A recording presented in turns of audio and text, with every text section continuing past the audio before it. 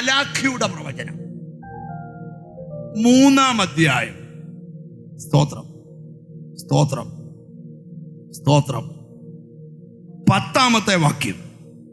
എന്റെ ആലയത്തിൽ ആഹാരം ഉണ്ടാകേണ്ടതിന് നിങ്ങൾ ദശാംശം മുഴുവൻ ഭണ്ഡാരത്തിലേക്ക് കൊണ്ടുവരുവീൻ. ഞാൻ നിങ്ങൾക്ക് ആകാശത്തിന് കിളിവാതിലുകളെ തുറന്ന് സ്ഥലം പോരാതെ വരുവോളം നിങ്ങളുടെ മേൽ അനുഗ്രഹം പകരുകയില്ലയോ എന്നിങ്ങനെ. മന്ന മാത്രമല്ല തരുന്നത്, അനുഗ്രഹത്തെ വാതിൽ തുറന്ന് പകരും. ഒരാമയും വരുന്നില്ല.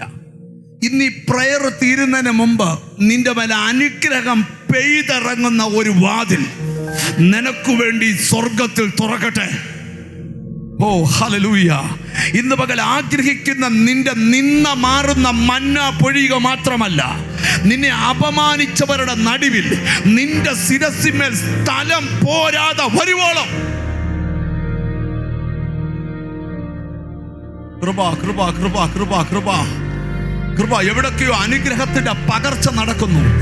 ആരുടെയൊക്കെയോ ശിരസില് ചിലര് നിന്നെ നോക്കി അത്ഭുതപ്പെടാൻ പോവാ. നീ എങ്ങനെ ഇങ്ങനായത്? യേശുവിനെ കാട്ടിക്കളന്ന ദാവീദ് എങ്ങനെ രാജാവായത്? ഓ, യേശുവിന്റെ നാമത്തില് നിന്റെ രക്തബന്ധങ്ങളുടെ നടുവിൽ നീ ആശ്ചര്യമാകാൻ പോവുക.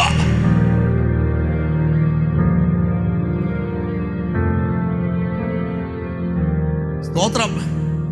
ഞാൻ നിങ്ങളോടൊരു കാര്യം പറയാം.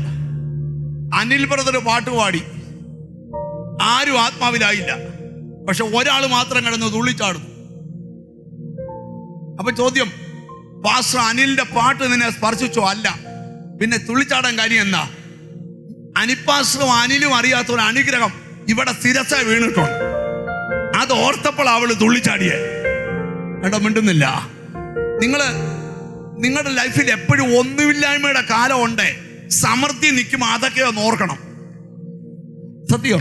എന്നെ എങ്ങനെ 100 രൂപ വണ്ടിക്കൂലി ഇല്ലാതെ നീ വഴിയെ കൂടെ നടന്നപ്പോഴും ജീസസ് 100 രൂപ തരണേന്ന് പ്രാർത്ഥിച്ച നിന്റെ പേഴ്സില് 100ന്റെ 200 രൂപ താളിരുന്നിട്ടും നിനക്ക് ഇപ്പോഴും പ്രാർത്ഥനാ വിഷയ. ഓർത്തോണം, നിന്നെ നടത്തിയ വഴി മറക്കരുത്. യേശുവിന്റെ നാമത്തില് ദൈവം നിനക്ക് ചിലതൊക്കെ കൽപ്പിച്ചു തുറക്കാൻ പോവാ. സ്തോത്രം. ശ്രദ്ധിച്ചു കേൾക്കണം.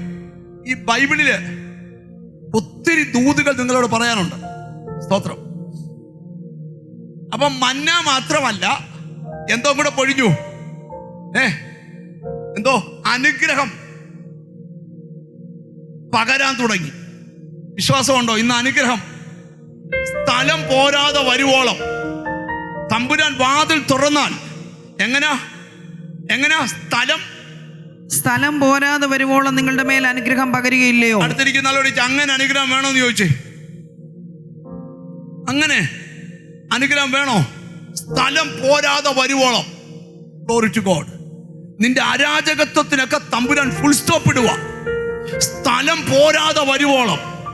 ഇത് ദൈവം കൽപ്പിച്ചാൽ തുറക്കും. അവൻ മീതെ മേഘങ്ങളോട് കൽപ്പിച്ചു, ആകാശത്തിലെ കിളിവാതിൽ തുറന്നു, മന്ന പൊഴിയാൻ തുടങ്ങി. ഓ, യേശുവിന്റെ നാമത്തില് ഇന്ന് ഈ ദൂത് നടന്നുകൊണ്ടിരിക്കുമ്പോഴും പറയണം, തമ്പുരാൻ എനിക്ക് വേണ്ടി ചിലതൊക്കെ കൽപ്പിക്കാൻ പോവാ. ദൈവം എനിക്ക് വേണ്ടി ചിലതൊക്കെ കൽപ്പിക്കാൻ പോവാ. അപ്പൊ ചോദ്യം, ദൈവം കൽപ്പിച്ചാൽ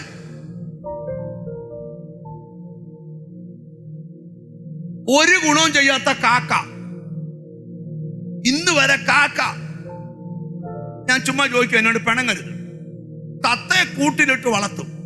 ഏതെങ്കിലും വീട്ടിൽ കാക്കയെ കൂട്ടിലിട്ട് വളർത്തും?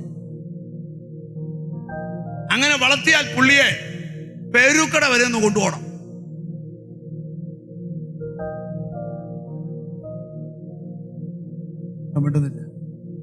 വേണ്ടായോ? നെല്ലിക്കാത്തളം വെക്കണം. കാരണം കാക്കയെ കൊണ്ട് ഒരു ഗുണവുമില്ല. തത്ത വളർത്തിയാൽ തത്തമ്മ പൂച്ചയെന്നേലും കാണാനേലും ഭംഗിയുണ്ട്. പക്ഷെ ദൈവം പറയുക, ഒരു ഗുണവും ഇല്ലാത്തവനെ നിനക്ക് വേണ്ടി ഞാൻ കൽപ്പിച്ചേക്കുവാ. Oh, glory to God, glory to God. എനിക്കെന്തോ ദൈവം ബോധ്യം തരിക, നിന്റെ വീടിന്റെ രക്ഷയ്ക്കായി മാത്രം, നിന്റെ പേഴ്സണൽ ആവശ്യത്തിനായി മാത്രം തമ്പുരാൻ ചിലതിനോട് കൽപ്പിക്കാൻ പോവുക. നിന്റെ സന്തതി സ്തുതിക്കണേ, സ്തുതിച്ചോണം. ഇതിനകത്ത് അസാധാരണ ദൈവപ്രഭ. യെസ്, യേശുവിന്റെ നാമത്തിൽ. അപ്പൊ ചോദ്യേ, ദൈവം കൽപ്പിച്ചാൽ കാക്ക ആർക്കും കൊടുക്കാത്ത അപ്പോ ഇറച്ചി നിനക്ക് കൊടുത്തരും. ഒരു ദിവസമാണോ? പറ, 2 ദിവസമാണോ?